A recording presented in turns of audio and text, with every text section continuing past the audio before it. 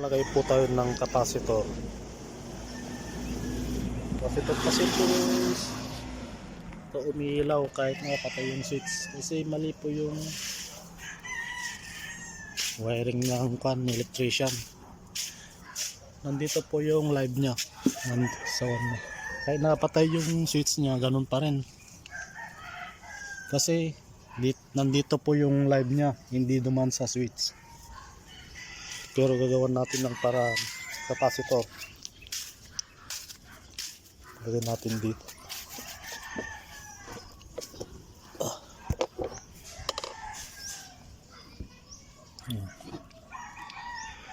Tingnan natin kung kasya sa loob. Kasi masyado pala malaki to. Kasi tanggalin ko muna, video ko na lang mamaya. Ganyan po yung gagawin. Lagay ko na lang po yung link sa baba, yung ganyan ng capacitor na yan, para matanggal po yung dim light na or flickering.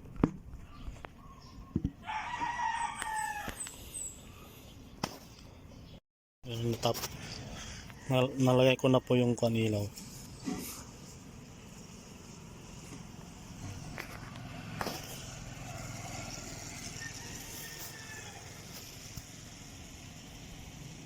Tapos switch po natin yung ilaw. Ano na po siya. May capacitor na po sa loob yan.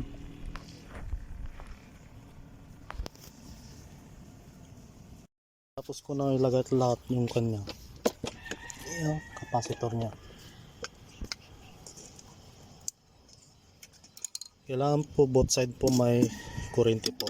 Kasi nandito po lahat yung live nya kasi.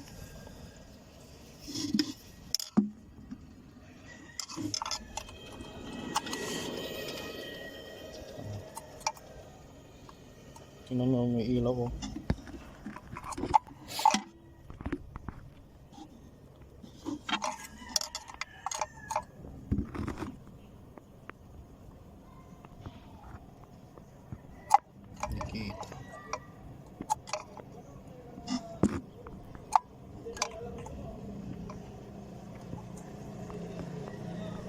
Umilaw kasi dito po dumiretso yung live nya kasi,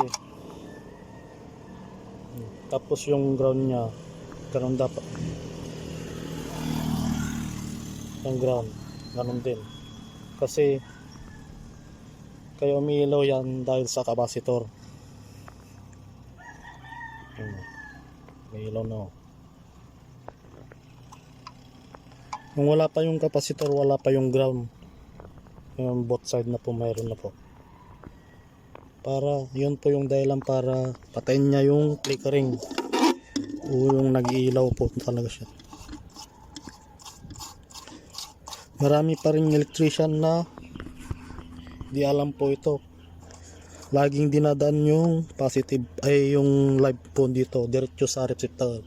Kailangan po diretso po sa switch po yung mga live, hindi ground. Kasi yung dumaan sa kanya, yung switch nya ay ground, ay yung neutral nya, neutral po pala, sorry. Yan, tapos na po. Testing na lang po natin. Lagi nyo tatandaan, lagi nyo pong dadaan yung live sa switch, yung mga bagong electrician po dyan.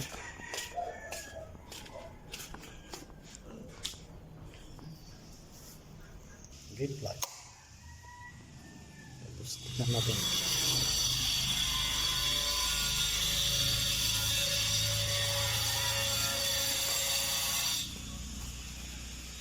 Tot nakagatot siya.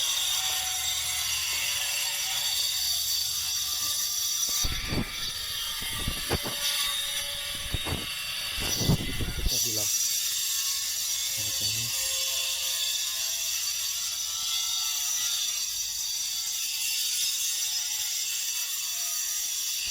Tingnan ko na lang sa hapon kung kunan ko ng video kung wala na po yung dim niya. Papansin wala na yung ilaw niya. Okay na yan. Okay na.